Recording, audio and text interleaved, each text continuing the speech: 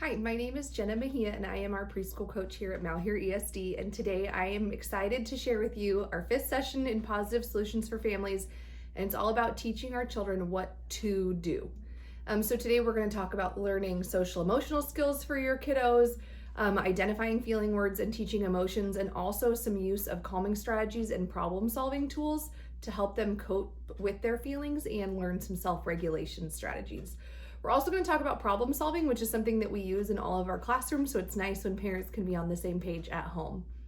The first thing that you guys can do in your handbooks is you can fill out your affirmation page and just take a moment on here to recognize something that you've been doing well or something that you've tried over the last few weeks that has either gone well or not, but you should still be really proud of yourself for trying, and we appreciate you guys doing that along with us.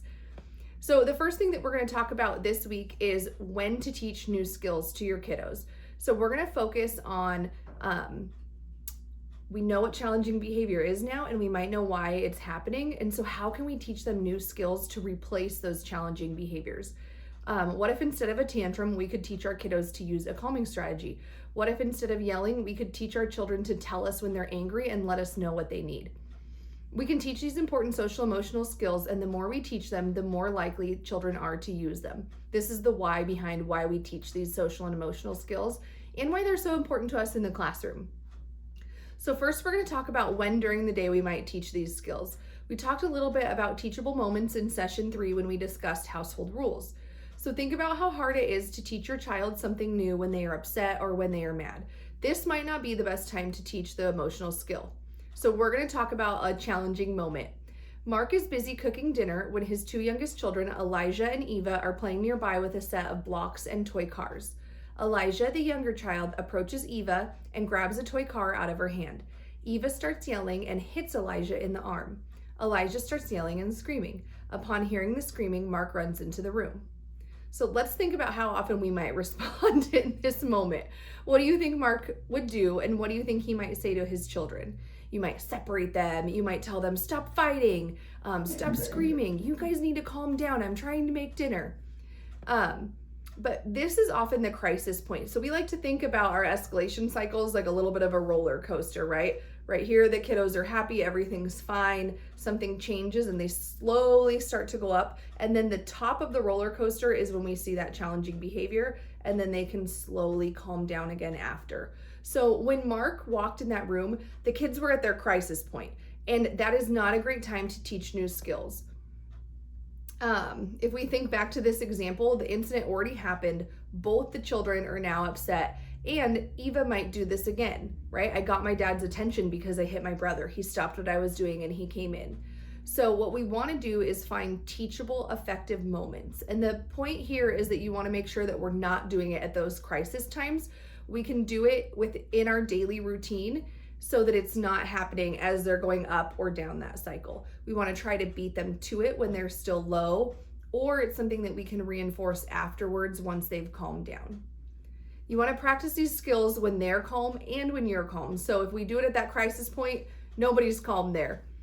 You can prompt your child with those skills before they reach anger, frustration, or use a challenging behavior. So if we think about Mark, he could have used a verbal prompt with his youngest child. Remember, if you want what your sister has, you can ask her before he takes it from her hand.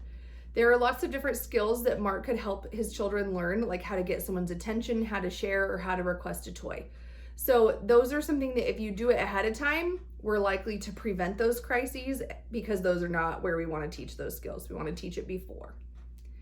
Young children can have some pretty big emotions, right? We've all seen it. Usually they're at the worst times. One of the things we can do to help children manage their emotions is to help them identify them. Children learn emotions just like they learn their ABCs, their colors, or their numbers. We can teach emotional literacy, which is the ability to recognize, label, and understand feelings in oneself and others.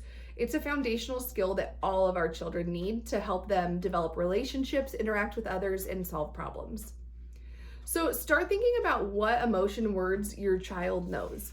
When kids are asked how they're feeling, usually they say like good or bad, but let's help them think of some other ways to identify their emotions. These could be talking about words like they're excited, they're proud, they're feeling silly, or they're feeling loved.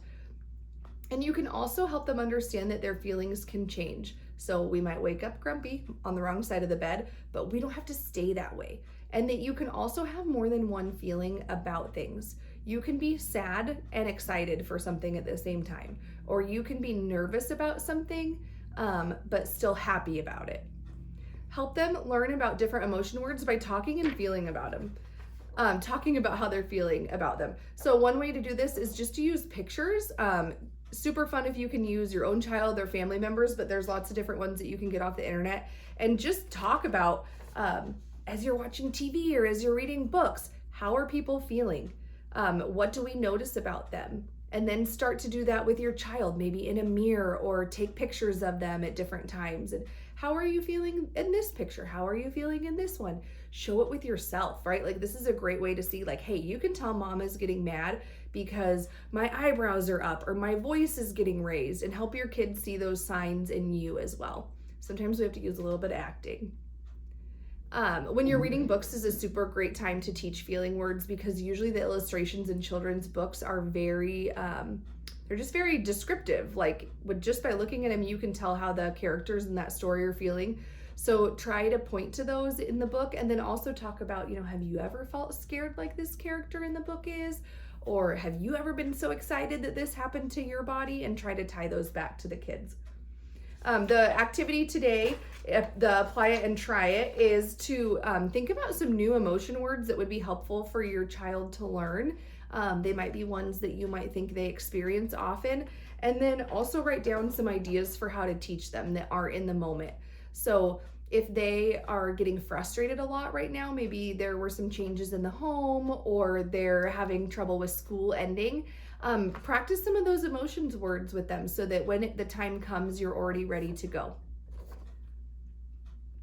We can also talk about controlling anger and handling disappointment, right? That's something that even as adults we struggle with. I know that I'm guilty. So first, they have to learn to recognize how they're feeling before they can learn to use these tips. Have you ever, like, in the middle of something, told your child or maybe your spouse, like, can you calm down? Right? Like, that just sends them to another level. It doesn't help. So we need to teach our young children what that means when we tell them to calm down. Make sure that they understand what they're asking them to do. They experience strong emotions in different ways, just like we do. And so let's teach them some things that you use to work to calm down and cope. And then we can also teach them some new things. One of the strategies that we use in our classrooms that would be great for you guys to also use at home is that we use the Tucker Turtle technique. So the first step is that they need to recognize their feelings. And in the beginning, you might have to help them with this. The second step is that we have to stop our body. So we can be mad, and that is absolutely okay, but it is not okay for us to hit, to kick, to scream. We can stop our body and still be mad. Then we teach the kids that they can tuck inside their shell and take 3 deep breaths, and then come out and think of a solution. And sometimes 3 breaths isn't going to be enough, and so we also teach the kids that they can go back into their shell if they need to. If you want your child to learn to use this technique, or maybe another one that you have found, the best thing that you can do is just keep practicing. And you can model this. So I am so upset that the dishwasher is broken. I'm gonna go into my shell and take the 3 deep breaths. I'm gonna go on YouTube and find a video of how to fix it, and show them how you think of solutions in the moment. There are so many great deep breathing strategies that you can find. Some that we use in the classroom are like that you can pretend to smell a flower and blow on a pinwheel. So you breathe in and smell the flower, and then you blow the pinwheel. And if this is a good strategy for your kiddo, you can even make one with things that you could just find at the dollar store. Tucker the Turtle can also be used not just for anger, but if kids are feeling really excited, if there's something that they want to go do and they're so excited, we can go into our turtle shell to calm our body down a little bit. Or we can also use this to practice, like, hey, we're going to go to the park, and sometimes your favorite swing is taken. What are some things we can do if it is taken? You might feel disappointed. We could use Tucker Turtle and we can come up with some solutions. One strategy that we also use in our classrooms is all of them have a calm down area where the child has access to a flower and a pinwheel, to Tucker Turtle and these different strategies. And you can also set up a calm down corner at home. One other main strategy that we use in our classrooms is we teach children how to problem solve. So we think about some of the problems that they're going to experience, and then we try to work through ways to solve them, right? So step one, we have to think about what is the problem. In the classroom, it looks like a lot, like maybe a center I really want to go to is full. Step two, we have to think of some solutions. So the first solution we might choose is to ask our friends if they can have a turn in the center. Then we have to think about, for the third step, how would that make others feel and would it be fair? So if my solution was to go and take somebody's token off in centers and just take their spot, that's not going to be fair and that's not going to make my friends feel happy. So that's another way to go back up and think of a different solution.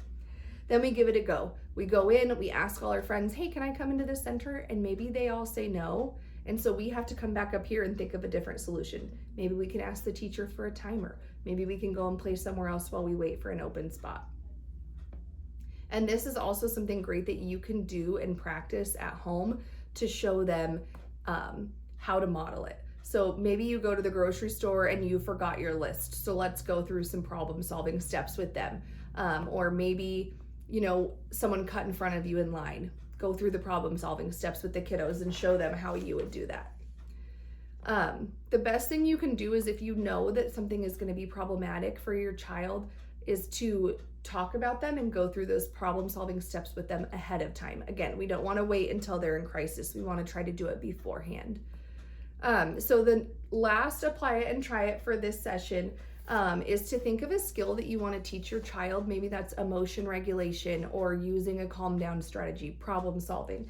And you're just going to identify it here and then ways that you can teach that to your child. And it gives you the spots where you can do 2 different ones. So if you guys need any help with this, please reach out to your child's teacher and we'd be excited to help you. Thank you guys for watching.